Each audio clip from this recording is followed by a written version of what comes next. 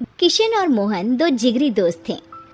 दोनों ही साथ पले बढ़े और साथ ही पढ़ाई लिखाई भी की, लेकिन स्कूल के बाद दोनों अलग हो जाते हैं। मोहन, हम दोनों आज अलग हो रहे हैं, लेकिन आज से ठीक 20 साल बाद इसी चौराहे पर मिलेंगे।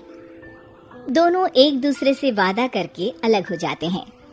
किशन दूसरे शहर में आगे की पढ़ाई करने चला जाता है, तो मोहन अपने पिता के साथ उनकी दुकान में हाथ बटाने लगता है। पिताजी, मैं भी किशन की तरह दूसरे शहर में पढ़ने जाना चाहता हूँ। उसके पिता एक शराबी इंसान थे। अरे बेटा, तू क्या करेगा शहर जाकर? अरे पढ़ाई करने के बाद किसी के ऑफिस में नौकरी है ना।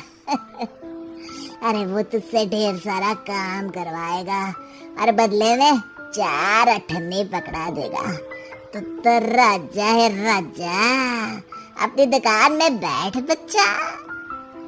पर पिताजी, ये गल्ला तोलना मुझे अच्छा नहीं लगता। अरे इसी गल्ले को तोल तोल कर तो मैंने तुझे पढ़ाया लिखाया, इस लायक बनाया, और आज तुझे ये गल्ला तोलना अच्छा नहीं लगता। ये बोलकर वो मोहन को एक जोर का थप्पड़ लगा देते हैं। मोहन को थप्पड़ से गुस्सा आ जाता है और वो घर छोड़कर चला जाता है। 1-2 दिन भूखा रहने के बाद मोहन को पिता की बात याद आती है। ऐसा कौन सा काम है जिसमें खुद के लिए मेहनत करना और ज्यादा से ज्यादा पैसा हो? वो सोच में पड़ जाता है कि तभी उसे घोड़ों की आवाज आती है। वो एक पेड़ के पीछे छुप जाता है और जहाँ देखता है कि डाकू कैसे एक चादर फैलाते हैं और उसमें ढेर सारे सोने के गहने डाल देते हैं। डाकुओं का सरदार बोलता है, चलो, एक दिन मेहनत की, अब बाकी के महीने राजा बनकर गुजारेंगे। सारे जोर जोर से हंसकर वहां से निकल जाते हैं। अरे वाह, ये तो सच में बड़ा ही अच्छा बिजनेस है। फिर क्या था, मोहन ने छोटी मोटी चोरी का काम शुरू कर दिया। कभी किसी की चेन खींच लेता तो कभी किसी की पॉकेट मार लेता। उसे इस काम में मजा आने लगा। वाह, ये तो अच्छा काम है। पिताजी ठीक कहते थे, कुछ नहीं रखा पढ़ाई लिखाई में, सारा वक्त पढ़ो, फिर किसी और के लिए काम करो, और महीने के अंत में वो पकड़ा देगा 4 अठन्नी। ना बाबा ना। धीरे धीरे समय बीतता जाता है और मोहन जाना माना चोर बन जाता है।